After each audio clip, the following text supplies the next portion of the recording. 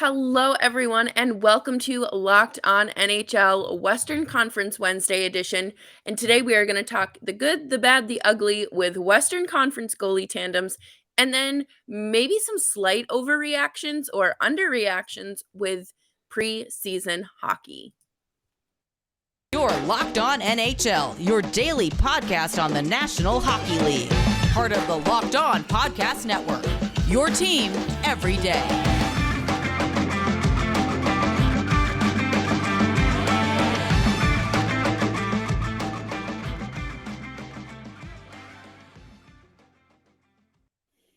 Well, hello everyone, and welcome to Western Conference Wednesday here at Locked On NHL.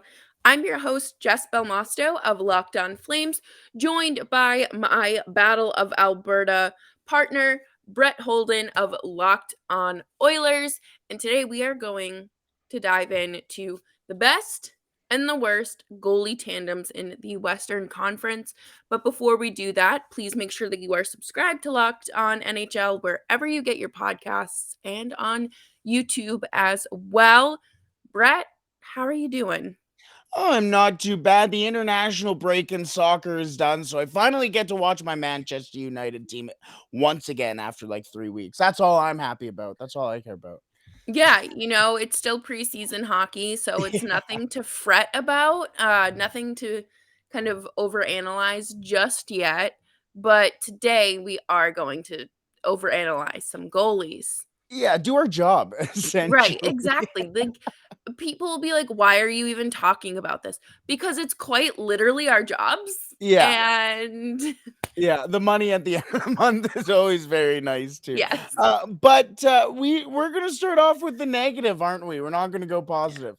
Right, it's Wacky Wednesday. I don't know, I was trying to think of, like, something negative, but it doesn't work for Wednesday. I like wacky, it's a little behind. Let's start off with our third worst tandems and then go down to our absolute worst.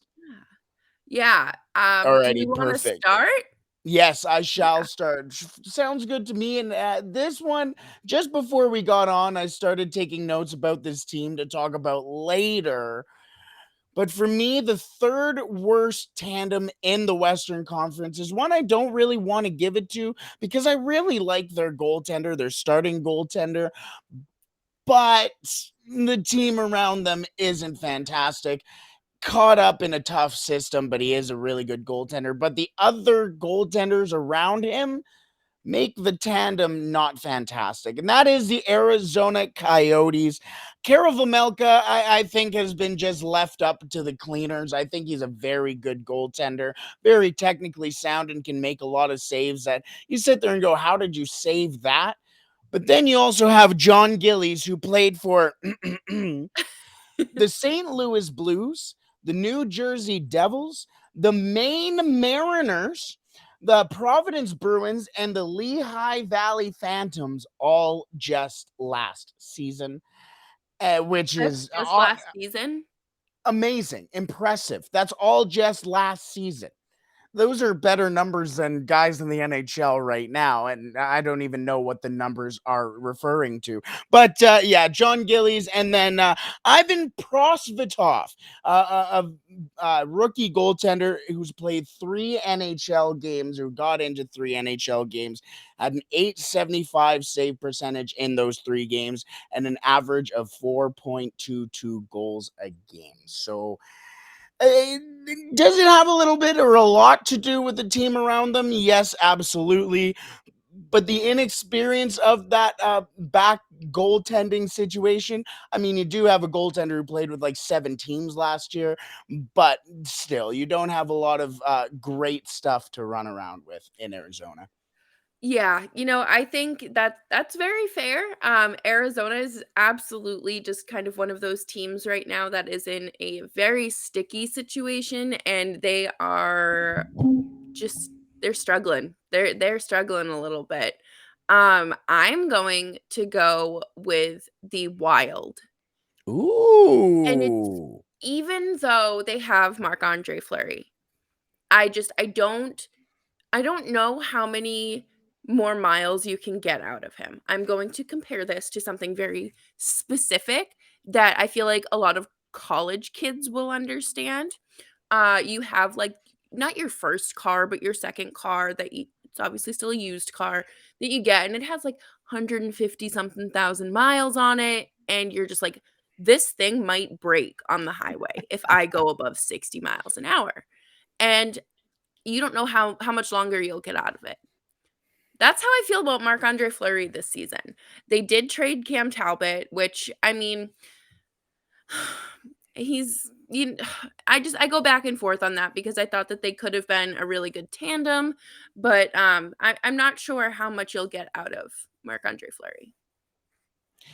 I 100% agree. I mean, you also saw the discontent within Minnesota after the contract from Chuck Fletcher and Chuck Fletcher and the Minnesota Wild, and between them and Cam Talbot, just to get something done and get him out of there. And you kind of see that Marc-Andre Fleury is going to be the guy. Is that, like you said, will he run out of steam at some point? The funny thing is, I had Minnesota. I thoroughly fought myself in putting Minnesota in the top. Really? Yeah. Okay. But I didn't, and it was their backup the reason why. But yeah, very much so. I just thought, you know what, I can see them, and we talk about how good Minnesota is. Yeah. I think their goaltending can keep them together, but maybe not better than some of the other ones. But I'm behind it. I'm here for it. You've convinced me. Number 2, who do you have as the second worst goaltending tandem in the Western Conference? JD Young, I am so sorry, but I do have to name your San Jose Sharks for the second worst goaltending tandem in the Western Conference, because do you have an NHL caliber goaltender on your roster? Hey, I no show no James Reimer some respect. I know, listen, I'm sorry, but, they had, like, 7 goaltenders under contract, and, of course, they traded Adin Hill to Vegas, but I don't know. San Jose as a whole is very bad. Does their I don't see their goaltending as anything remotely close to ready for this season, and I'm sure JD Young at Locked On Sharks will tell you even more because he is obviously an expert on this team. But the good news is that they have some fun goalies down the pipeline, which is good for their future. Very Yeah, good. but not for this year, unfortunately. Yeah, I'm behind that. It took me a lot. I don't have San Jose here because of the respect I have for James Reimer. And every time that I go, James Reimer's on this team, yeah, every time he proves me wrong and goes out and has a very, very good season. So, you know what? I'm behind the tandem in general, but I don't want to get embarrassed by James Reimer again. Yeah, That's where I'm that's at. fair. Mine for number 2 is how should I phrase this? Very difficult to not put at number 1. let's Ooh, let's put it okay. let's put it like that. I have the Chicago Blackhawks. Oh, Starting goaltender was the backup in Toronto last year, who a lot of people were just like, please just give away for a box of Smarties, which in Canada is different than what you guys have down there. is it really? And a box of pucks as well. And that's Peter Mrazik. Peter Mrazik starting off in Arizona, or in Chicago, excuse me. And their backup got a game in the NHL last year, which is fantastic, but he hasn't had consistent play. He's coming back from an awful degenerative disease, I believe you would call. I believe he had MS, and that was Alex Stalock. Tried to make his way back into the NHL with the Oilers. They moved him on to San Jose last year. Did get a game in. Unfortunately, he had a 781 goals against average and a Oh, 786 save percentage in the NHL. Played about 20 games in the AHL. Wasn't fantastic there. All the best to Alex Stalock, because I thought he was one of the better goaltenders, underrated goaltenders, I should say, in the league for a little while. But unfortunately, just in a bad situation, especially in Chicago, going to be on a bad team in Chicago as well. And the fact that there may be debate whether it's Mrazik or Stalock starting in net for the Chicago Blackhawks just shows the shambolic nature that Chicago is in right now. Yeah, that's I didn't see Chicago coming. I didn't because I just no, Yeah, you I tend don't. tend to block them out. Right, like, they're so under the radar and, like, off my radar right now because they're just such a bad team that I just wasn't even thinking, check their goalies. But, yeah, no, that's very fair, and who is your worst? My worst is actually on a team that might be decent this year, but a team that we have given a Yeah, no, lot of okay, this flack is to. yeah, we both have the same number 1. Okay, perfect. Sounds Yeah, good. It is, in fact, the Vegas Golden Knights. yeah, Like, who's your starter? Who's your right. backup? Who's going to be in the AHL? Who's going to get the call? Like, you mentioned San Jose, and it was funny because I was going to mention, oh, maybe I have a San Jose goalie on there later on. Aiden Hill, can he make a push for starting goaltender spot? I don't know. Laurent Brossoit loved LB ever since he was an Edmonton Oil King. Just hasn't. He's been a career backup in the NHL. Good for him. And Logan Thompson maybe turn into like a Binnington or an Ottinger, but I mean, probably not. Let's Yeah. be real here. Probably not. I'm not. I don't have a lot of faith in that goaltending tandem in Vegas. No, and I don't think that we've been given a reason to be excited or to trust them. I think Vegas is kind of dealing with their own little fire. Not as bad as like an Arizona or a Chicago, but there's like a trash can or two on fire there and they're trying to put it out. But I I don't know why they wouldn't have been proactive and gotten a goaltender in early free agency. Even if Robin Leonard didn't need this Healthy. surgery, Yeah. just to have security. Yeah. I, Yeah. I don't know. Maybe that's just me and like my over analyzing and overthinking, but I feel like you want to be proactive in these sort of situations. Because you don't want to end up with 3 AHL, WHL, Yeah. goaltenders Yeah. because the goalie market was dry. Well, Vegas was there in their inaugural year. Remember, Marc-Andre Fleury got Oh, injured. They had to bring in Oscar Dansk at one point. They had to go all the way down, I believe, to Logan Thompson at one point. Maybe he wasn't even in the organization yet, because of the goaltending issues that they've had. This has been lineal for their entire organizational status as an NHL team, and you still haven't learned your lesson. Like, yes, Robin Leonard is fantastic and a guy who should have won. I believe he did win that Vezina trophy a couple years ago. If not, he should have for sure. mhm. But like you said, you have to have some sort of security blanket, especially if somebody goes down like that. At no point has Robin Leonard been the healthiest goaltender in the NHL. And you saw it just at the end of last year where Emily Kaplan reported that he was going to go in for surgery. And then all of a sudden Vegas goes, "Oh, no, no, no, no, no. He's okay. He's okay. He's okay." Then he backed up that game and then went for the surgery. They've Right, always known that there was going to be some sort of injury issue with Robin Leonard. And when all the teams around you are getting better, you decided not to test that goalie market? right. And there were some good goalies, I would say. Absolutely. At least even they were being shopped around by their team, like Gorgiev. I Exactly. I don't Yeah. know. And That I was think exactly where I was going to go. Even if you pick up a quote unquote backup goaltender, you have the Georgievs, you have the who is the one that was moved to somewhere else as well. Ilya Samsonov as well. Hell, you can even take a splash at Matt Murray. I was just Like gonna say that, right. there were Why so wouldn't many. you? Exactly, there were so many options for them, and they just went nah. No. Yeah. Yes, they were in some sort of a cap issue, but where did that come from?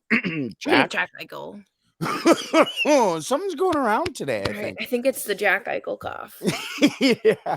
But Vegas, I mean, gonna have a very difficult time this season trying to navigate through the crease as there just seems to be maybe a bug going on down in Vegas as well Yeah, because they're there's something. goaltending is consistently an issue. For a couple of other teams in the West, goaltending is not an issue. And we will get into the top tandems in the Western Conference in the crease in just a second. But first, I want to tell you about our partners over at Bet Online. BetOnline.net is your number one source for your football betting info this season. Find all the latest player developments, team matchups, news, podcasts, and in depth articles and analysis on every game you can find. And as always, BetOnline remains your continued source for all your sport wagering information with live betting and up to the minute scores for every sport out there. And it is the fastest and easiest way to check in on all your favorite games and events, including MLB, NHL, NBA, MMA, UFC. They got Mexican League Baseball. They've got boxing. They've got golf. They've got it all. Head to betonline.net or use your mobile device to learn more. Bet Online, where the game starts. All right. Where we are going to continue today is with we're going to stay in the crease, but again with those best tandems in the Western Conference in the crease. Jess, who do you have as the third best goalie tandem in the Western Conference? I have your boys, Jack Campbell and Stuart Skinner. I am very intrigued to see what Jack Campbell can bring to Edmonton. I I do know that obviously he's a good goaltender. And I think it was smart for the Oilers to go out and grab him because he's kind of well, he's still young, first of all, but he's not on the brink of retirement. He doesn't have any sort of, you know, knock on wood, constant health issue that is bothering him or anything like that. And to have, Stuart Skinner was great for them when he was needed. So as an overall hockey fan, like if I'm taking my Flames coverage out of this, I'm excited to see what Jack Campbell can do and hopefully help out the Oilers team. Yeah, I'll talk about them in a second. But no, I 100% agree with you. I think it's a different type of beat in Edmonton when you can sit here and go, oh, wow, the Edmonton Oilers might have a decent pairing in net. And we're talking about Mikko Koskinen. We're talking about Mike Smith. We're talking about Ben Scrivens, Devin Dubnyk, Anders Nilsson. I'm going to skip over Cam Talbot because he was the one saving grace over the last 10, 15 years. But I mean, ever since Dwayne Rollison.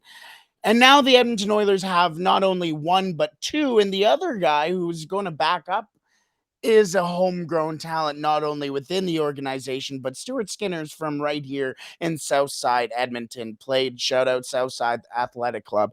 Stuart Skinner, I think, is going to be a very interesting note, which again, I'll get to them in a second, maybe, but I 100% agree with you that I think they're going to be an interesting tandem this season. And I promise Brett is not holding me at gunpoint from like Yeah, 2,500 miles hands away. are I right here. promise. Like I said that on my own.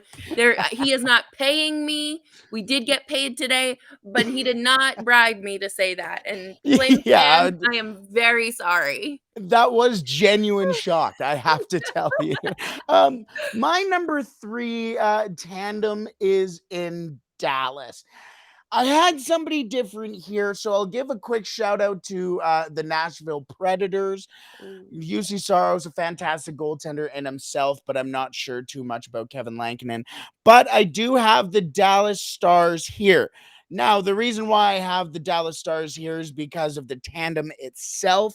I think is a little stronger than what it was or than what it is in Nashville. Lankinen coming off of a very unsure of himself, maybe coming out of Chicago. Tough year in Chicago, tough years in Chicago for Lankinen. Now going to a place that actually has very good defensemen, good system, good goaltending. Maybe he can excel there, but it's just too much of an uncertainty.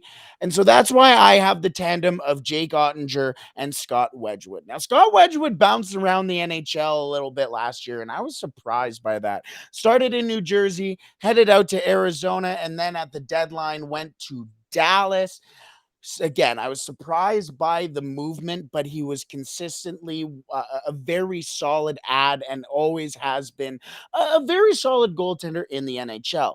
Now, where the tandem comes in with Jake Ottinger is that he's able to kind of sit there and give a rocker or some sort of stability to Jake Ottinger. If he's a guy who's been around the league, who can tell him a lot of the issues that happen to a young goaltender or goaltender who's just coming up into the NHL. And that is what I think that maybe just the kick in the butt that Jake Ottinger needs to stay a very good goaltender. We saw how he almost stole that series in Calgary, and we talked about that the voodoo in Calgary as well. Hopefully that voodoo kind of stuck.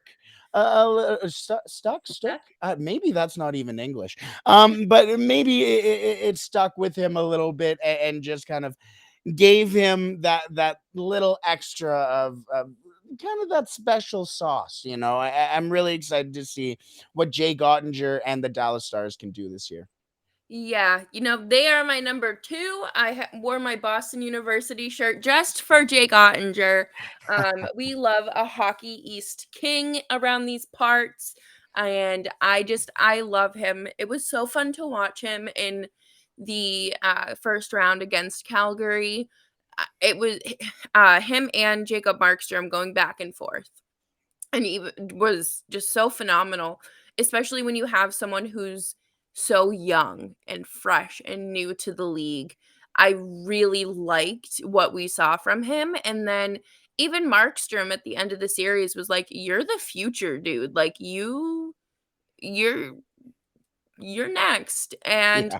I love how he has the little otter on his helmet, and I think that that's really cute. And so that doesn't make him a better goaltender, but it is very sweet. No, Uh, it does. right. Like it's just I am very excited to see what happens in Dallas this year, especially with that forward group being what it is. And we've talked about, you know, the health issues and kind of the aging core there. Dane from Locked On Stars actually did a really good episode this week talking about, like, does Joe Pavelski have anything left in the tank? And I think that that's a very valid question and something that Stars fans and really any hockey fan who grew up watching Pavelski should really check out.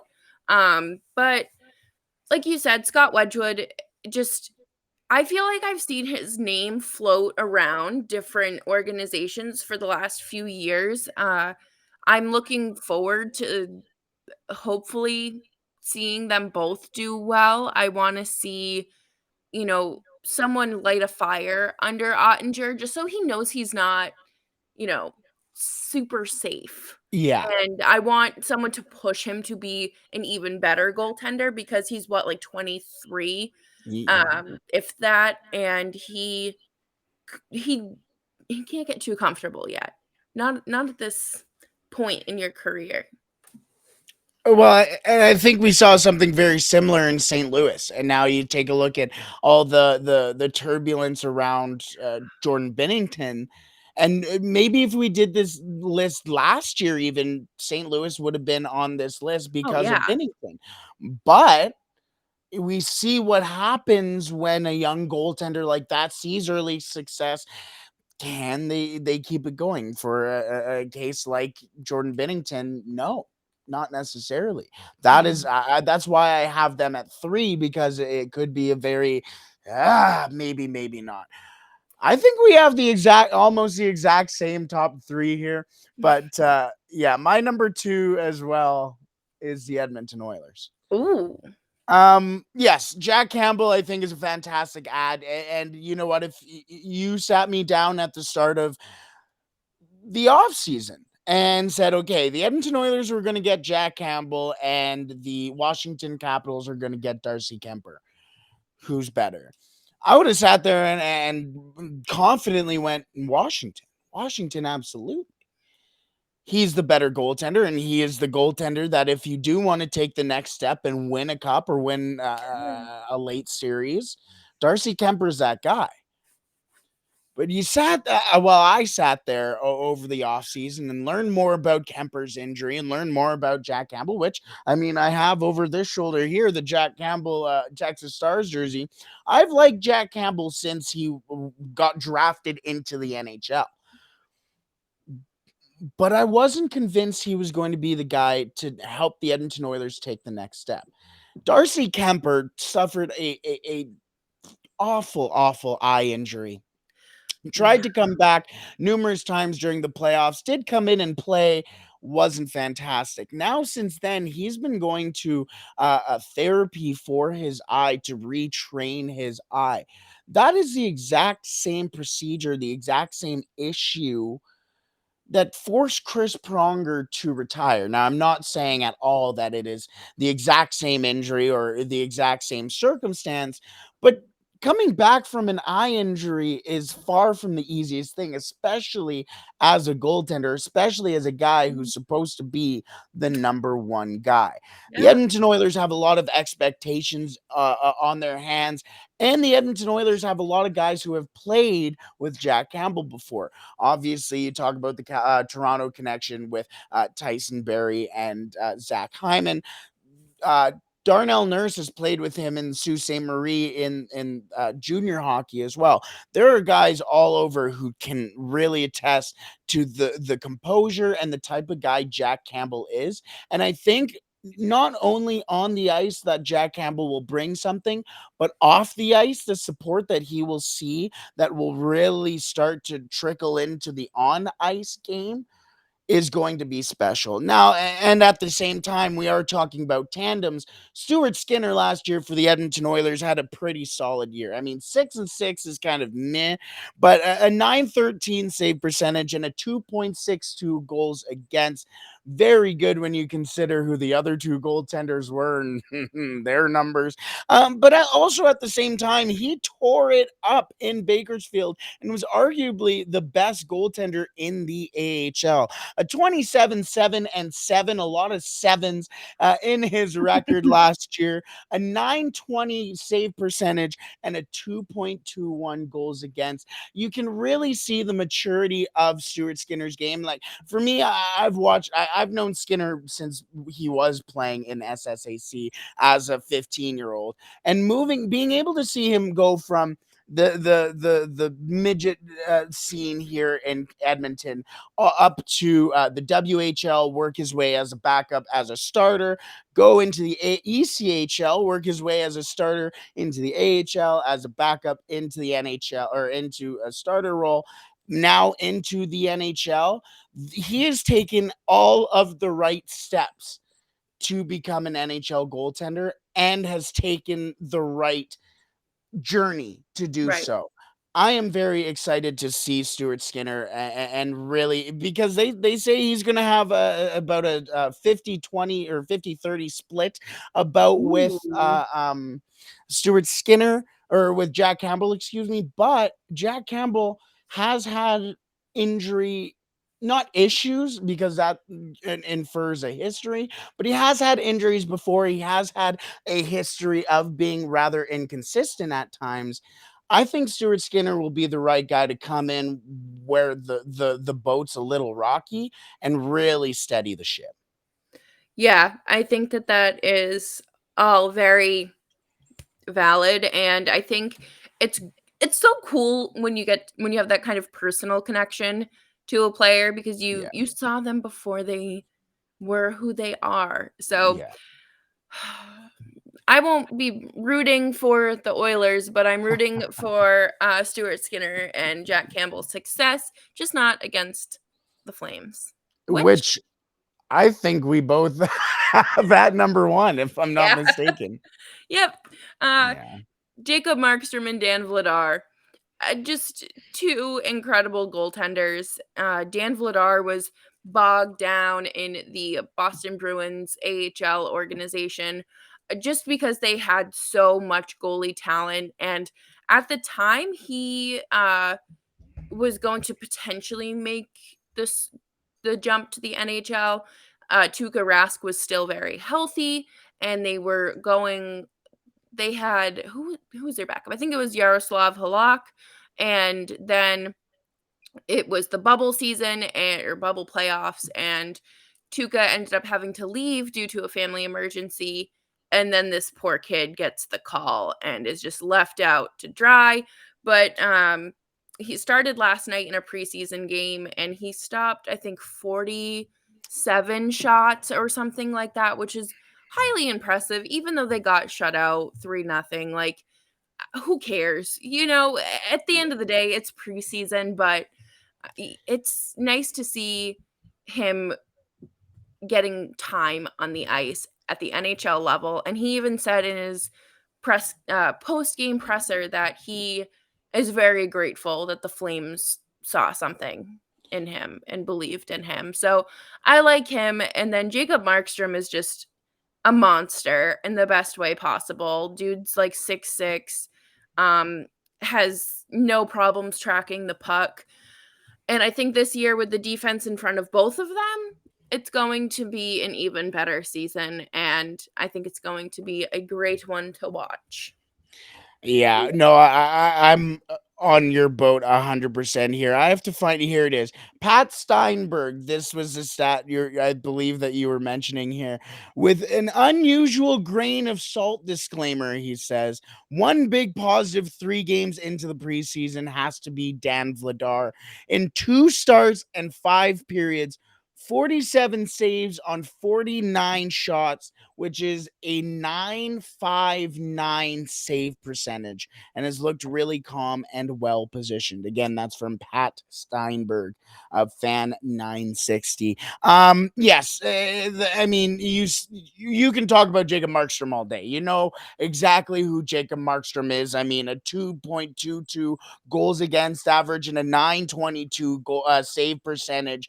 Those numbers pop off the sheet for a reason. He's one of the Right. best goaltenders in the league, but when we're having this conversation, it's about the tandem. It's about everybody who's involved in it. And Dan Vladar, as mentioned in this stat right here, is really, really committing to being not maybe necessarily the backup and saying that in a poor way, but being a support Yeah. for Jacob Markstrom and the Calgary Flames. I mean, last year, 906 save percentage, which I mean, I get to say that it's pretty decent considering I had Mike Smith and Mikko Koskinen to watch all season. But a 275 goals against per last season and 13 wins on that team. It shows the support and trust that Vladar is shown in the Flames organization, and he steps in there, and every time you see him on a microphone or just in itself, you were very impressed by the man and the player. Mhm. Dan Vladar, I think, can be one of those guys who kind of maybe a cult classic or a cult hero type guy who just does a lot of things right and figures makes the sport almost better also in regards to a backup goaltender role and just as anything in Yeah. general. I like Dan Vladar. I think he is a very solid and difficult goaltender to play against, and especially, again, I'm going to mention the Oilers. When the Edmonton Oilers go up against Jacob Markstrom, they find something, but not always against Dan Vladar. Like, Yeah. Jacob Markstrom's not fantastic against the Oilers, but if they were to go against, if at any time Jacob Markstrom has any sort of issue or falls in any way, Dan Vladar is always going to be there to pick up the pieces, and the Calgary Flames are going to feel stable with him in net. That is where you get the ultimate tandem, is if you feel comfortable with the guy who's coming in, then you're fine. Absolutely. And I think That's where that I sit. yeah, I think that Daryl Sutter has finally kind of put his faith in Dan Vladar last year at the start of 2022. They were on an East Coast road trip and it was really ugly. The Flames lost like I think it was like 9 goals allowed by the Flames against the Edmonton Oilers? Sorry. no, Sorry. honestly, no, it was Tampa, Panthers, and Carolina, and it was Ooh. just an ugly road trip and just an awful way to come back from winter break. So I think that Sutter has put that behind him and said, "Let's give this guy a chance," Yeah. and that's good. We like forward motion. That's what we're here for, isn't it? Forward motion. Yes, Let's just move forward. exactly. Yes, top 3. It seems like the top 3 tandems in the Western Conference are basically in stone. In any form you want, the Dallas Stars, the Edmonton Oilers, and the Calgary Flames. I was surprised you threw the Edmonton Oilers in there. I had to put my bias aside for 1 minute. I I'll had take it. to, I'll take it. but Off to finally, that is the goaltending tandems in the Western Conference, the best and the worst. I want to admit as well, hockey writers, quick shout out to hockey writers. I'm sorry because their bottom 3 as well was Arizona, well, basically my 3 are Chicago and Vegas. So no, I wasn't copying you. You're just right. So I just wanted to get that out there. I'm sure somebody has read it and been like, "That's the exact same as here." Just, but no, they're just right. But let's move out of the goaltending tandems, and today we're going to end on just some of the notes to pass along from the NHL preseason. We will talk about that in just a second. yes, I love preseason hockey. You love preseason hockey? Yeah, because it's a chance for everyone to overreact, and then for me to come on here and be like, "Listen, it will never be that deep, I promise you. I promise." Like, we Yeah. don't win a prize. I So, hear that. See, my thing with preseason hockey is obviously, I mean, the Edmonton Oilers, for me specifically, and this is how all other teams operate, but most people want to just watch McDavid and Draisaitl and those top players. For me, I'm like, you know what? Show me the Seth Griffiths, show me the James Hamblins, the Tyler Bensons, get me Michael Kesselring out there. I don't care. yeah, Show me those players in an Oilers uniform, in an NHL uniform. Not all these guys are going to play in the NHL. right. Let's showcase it. Let's showcase what the organization has. Obviously, this is a time for uh, uh, what's the proper word for it? Judging, I guess that's not the right word, but for evaluating, that's the word I'm Yes, looking for. For evaluating your talent and evaluating what you have within the organization, maybe you can surprise somebody. And that's what I love about the preseason is just sometimes you find those hidden gems, and then sometimes you have the Ty Ratties who go out there and score like 10 goals in preseason right. and couldn't even sniff their own goaltender. So that's what I really like about the preseason. Let's talk about some of the things going on in the preseason this year so far. A couple games in, actually, in fact, tonight the Edmonton Oilers and the Calgary Flames play against each other. Yeah. So You watch out. We will get into our teams, the Edmonton Oilers and the Calgary Flames, in just a second. But I want to start off with Arizona because we mentioned we might talk about Arizona a little later. There's a lot of opportunity in Arizona. There is. I feel like the possibilities are endless for Yeah. them. I mean, you go in, you have some of your top picks that are going to be at the camp at the same time as well. Their defense is just horrendous, Yeah. horrendous. Like genuinely, and I don't say that to be funny or like a Sid Seixeiro type to be. Oh, Yeah. it's No, it's bad, and bad. the worst part is we're still waiting for the trade of Jacob Chikrin. Yeah. And he said he was like, "I wanna ride this out," or something recently. I think, like, last week or the first week of camp, he was basically like, "No, I like it here." No, you Why? don't. You don't have to lie. You don't Yeah. have to lie. I promise. It's There's somebody okay. behind that camera going, say it, say Right, it. exactly. Like, I don't know. I feel like he's, like, the one bright spot in the organization that could kind of give fans hope, Yeah, but he's gonna be gone. And right. then if he's gone, I'm taking a look at their defensemen. Most experience comes from Shane Gostisbehere and Troy Stetcher, which genuinely might be their top pairing once Jacob Chikrin's gone. That's Shane horrible. Gostisbehere and Troy Stetcher. I mean, they had to bring in their top or one of their draft picks from like the third round last year, and JJ Moser, who was one of the few draft picks from last year's draft to actually play in the NHL, and he was like 99th overall or something like that.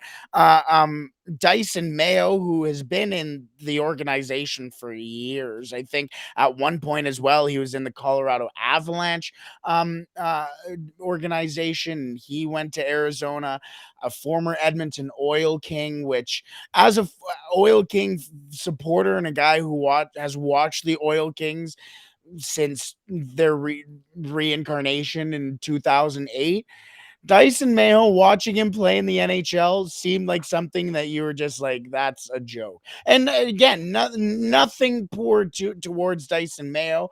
I always loved Dyson Mayo. He won what's it called? What's the tough Memorial Cup? There we go. He won a Yes. Memorial Cup here in Edmonton and was a cornerstone of that team. And it just seems weird to see him in an everyday role in the NHL.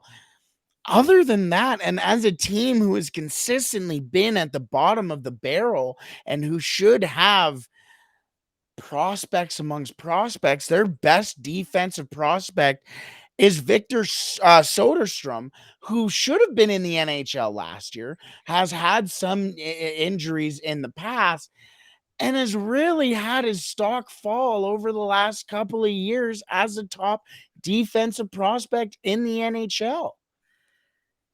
Oh, How are you Arizona. going to prevent goals? You're not.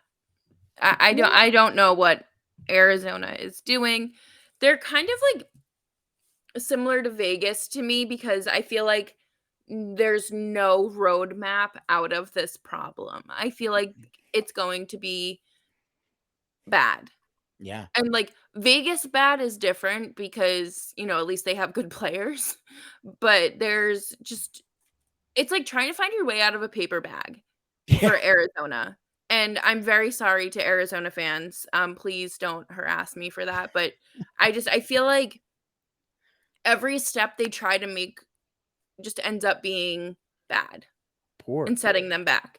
Yeah, 100%. And I mean, you take a look at their forward core. Their biggest plus is their youth, especially on the forward core. But how many of them are actually going to make it? Connor Geeky, I doubt is going to make the NHL this year. Dylan Gunther, who is coming off of an injury in the Memorial Cup, I've heard that he might start off the season in Arizona, But is he going to stay there throughout the entire time, or is he going to be returned to the WHL and the Edmonton Oil Kings? And then on top of it, if he is returned to the Oil Kings, well, the Oil Kings only have 3 20-year-old spots that they can fill. Maybe numerous other guys might come back, like a Justin Sortov, Sebastian Kosha. They might not even have the space to take Gunther back. Maybe they have to burn a year of his contract and send him to Tucson, spend up and down time up and down in the NHL and the AHL. Then you have, you love to talk about the nice stories, and you can talk about Liam Kirk, one of the first NHL players from England, from Britain.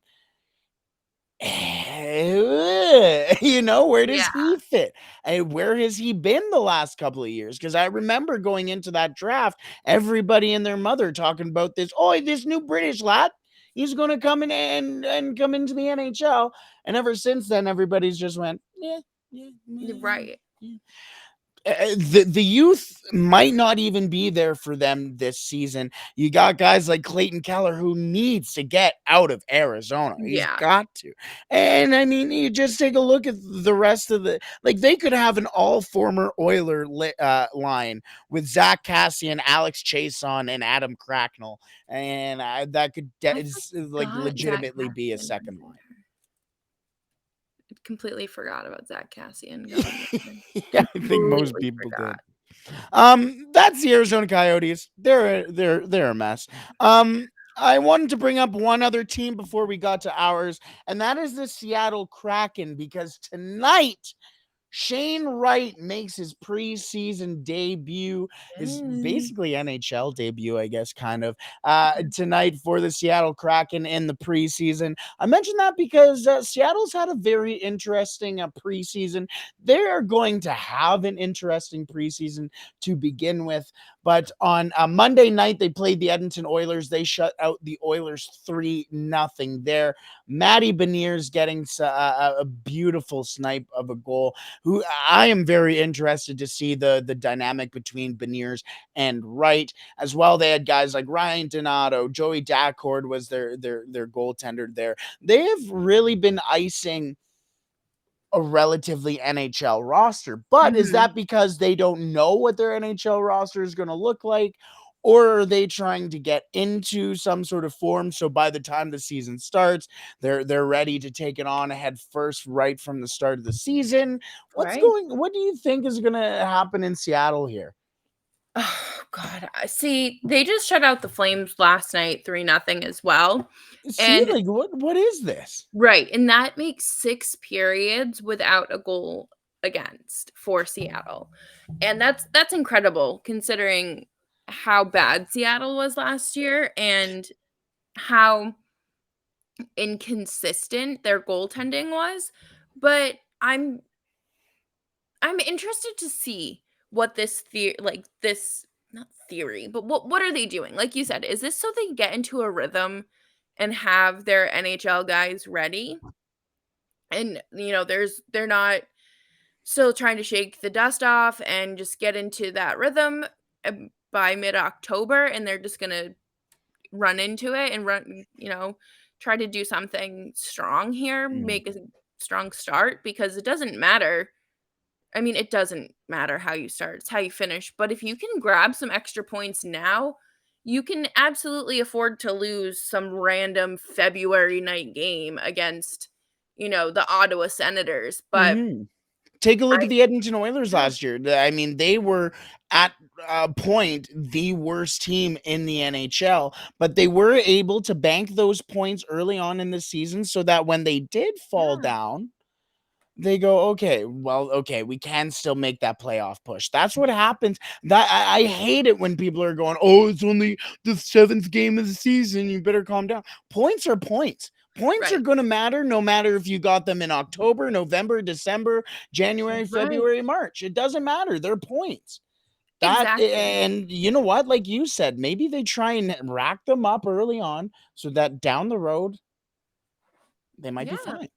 And I think that's just going to be like the Pacific Division way, because while this division got better, we all know that these teams are inevitably due for a slump at some point, and that's just the nature of hockey. So if you Mhm. can get points now, or like you said, it doesn't matter when. You don't get like 5 points for winning a game at a different point in the season. So, 2, 1 or none. That's it.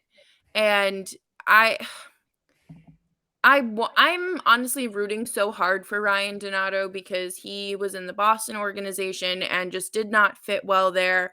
Went to Minnesota, didn't really fit in there. Then went to San Jose, not so great. And now he is with Seattle. And I think that he has finally found his footing and his identity as an NHL player. I do want to correct myself here. He played last night in his first ever game. That was against the Calgary Flames. It So was. congratulations. Thank you. I couldn't watch it because it was blacked out, because I'm Oh not yeah. Canadian and I don't live in Seattle. So I What, you couldn't. don't? No. No, Sh- surprisingly. Shout out Shane Wright for his NHL debut. Technically, there, I'm really excited to see down the road him and Matty Beniers. That's all I really care about. I can't lie. Let's quickly talk about our teams, the Calgary Flames and the Edmonton Oilers. Jess, how do the Calgary Flames look coming out of training camp and in the preseason so far? They look hungry. I think Ooh, that they're you're welcome. yes. Sorry, I'm so Yeah, sorry. no. I think losing to the Oilers in the fashion that they did really put a chip on their shoulder, and then the off season that they had, like I hate calling them underdogs because they're not underdogs, but they have that mentality of we have something to prove because we lost two 40 goal scorers, and we need to prove that we are still good without them, and we are not just Gaudreau and Kachuk. We are Mm. Huberdeau, Toffoli, random fourth liners, and I guess Cody Eakin is probably making the team out of camp as well on a PTO. So, I think that they really want to just win. They want to play hockey, and Daryl Sutter said that they are in better shape physically than they were at this time last year, which is always great to Ooh. hear. And especially for a team who finished top of the Pacific, that's scary to hear. That is Yeah, scary to hear. it's a little worrisome because Yeah. I mean, worrisome for the opponents because this team already had fast skaters and really beefy guys that could throw big hits. So I Yeah. don't know what else lies ahead there. How are your See, Oilers? yeah, up north here, I'm going to be honest with you. You better watch out for Dylan Holloway. Dylan Holloway is going to make, well, first of all, the team for the Edmonton Oilers. But in each game that he has played, he has been the best Edmonton Oiler, best player on the ice in general. He's really making the case for him making the team. Everybody expected him to, basically, but now he's just solidifying his spot here. The interesting thing to watch for the Edmonton Oilers will be that Philip Broberg spot, basically that sixth defenseman. Will Philip Broberg win it? It seems like there's some people are really preferring the play of Marcus Niemelainen, a 6 foot, I believe he's six defenseman who just goes out there and punishes guys in 2 preseason games, 11 hits. Or on Monday night against Seattle, 6 on Saturday or on Sunday, excuse me, against the Winnipeg Jets. Really making in 20 games last year, he had 81 hits in 20 games. Yeah, That's a not lot good. of people, a lot of people talk about that fourth line from the Flames and being, oh no, well, if the Edmonton Oilers have to go up against Brett Ritchie, Milan Lucic, and Kevin Rooney, oh, it's gonna be an issue. No, it's not.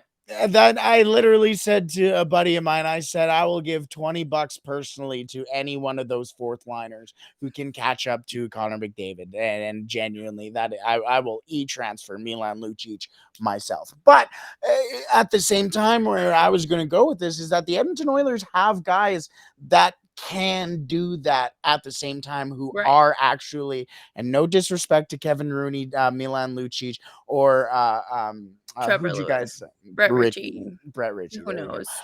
No disrespect to them, but who do bring actual hockey qualities to the game. Like, and yes, Niemelainen is a massive lad, but he goes out there and kills penalties. He goes out there and can move the puck. He scored the first goal of the preseason for the Edmonton Oilers against the Winnipeg Jets from a shot from the high slot. He is able to do that. You have guys like a Michael Kesselring, who has really been impressing throughout camp.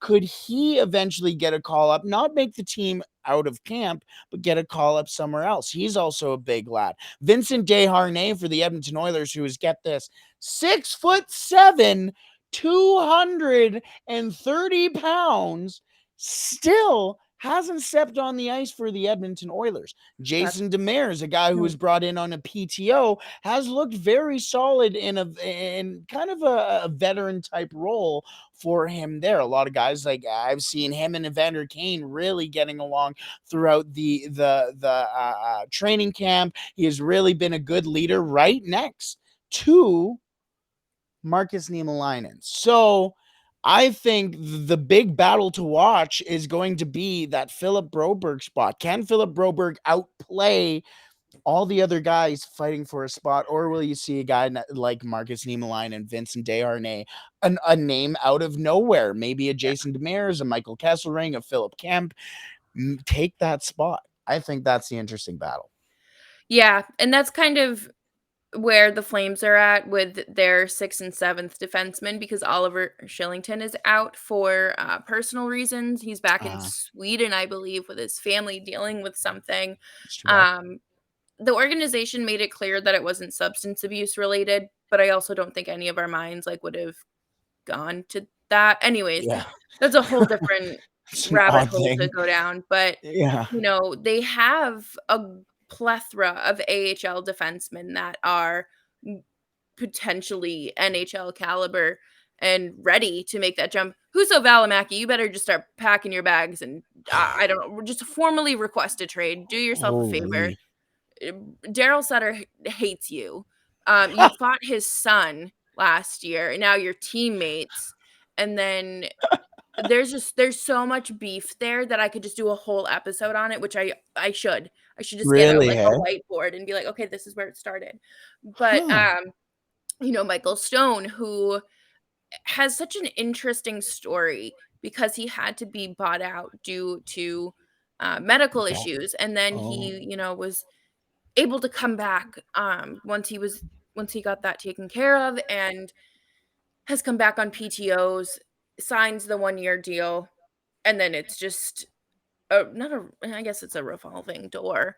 So, and then you have the guys in the AHL like Conor Mackey, who I think would make a great bottom pairing defenseman, and then Milosh, I think is how you say his name. He Milosh, was yeah. told that he has the opportunity to take over for that Eric Goodbranson spot in the pairing with Nikita Zadorov. So I would love to see some new faces and some fresh blood up in the NHL, because it is time. It is time to let the children make the jump. Yeah. And it is time today, I think, for us to say goodbye. We've gone a little long in the tooth today, but that's all right. We normally do. It's okay. Yeah. Also, a quick shout out, Dmitry Samarukov. Didn't get him in that conversation, but kind of similar to the situation you mentioned with Huso Valimaki. Maybe not necessarily space for him there, but I love Dmitry Samarukov. I just want to make sure that it's not like, pack your stuff, get out of here. I want him. I want him. There's no space. There's only so much space in the NHL. Let's call it there. There's only so much space in today's block, which we have taken all of. So thank you so much for joining us today. Jess, where can they find you? Yes, thank you everyone so much for tuning in. You can find Locked on Flames on Twitter at LO_FlamesPod, and anywhere you get your podcasts, and on YouTube as well. I love, even if you listen on audio, just pop and you have a question or a comment, pop over to YouTube and I'll answer it. I know that it's kind of hard to engage, or if you have questions, you can always tweet at me too at Jess Belmosto. Yeah, that's just come hang out and answer a question of the day. And Brett, where can people find you? You can find me personally at the real Holden 40 on everything. That's Twitter, Instagram. I think my Nexopia was like that as well. No, I'm kidding. I didn't have Nexopia. But you don't care about me. You care about the Edmonton Oilers. And you can find us at Locked On Oilers, exactly how it sounds, on Twitter. And if you're not already subscribed on YouTube, what are you doing? Just head into the search bar and look up Locked On Oilers, and we'll be right there. Make sure you sauce over a subscription.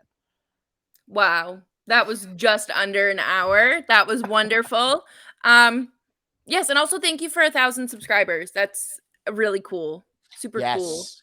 So thank you, everyone, and we will see you next week. And stick around the Locked On NHL Network for more daily podcasts.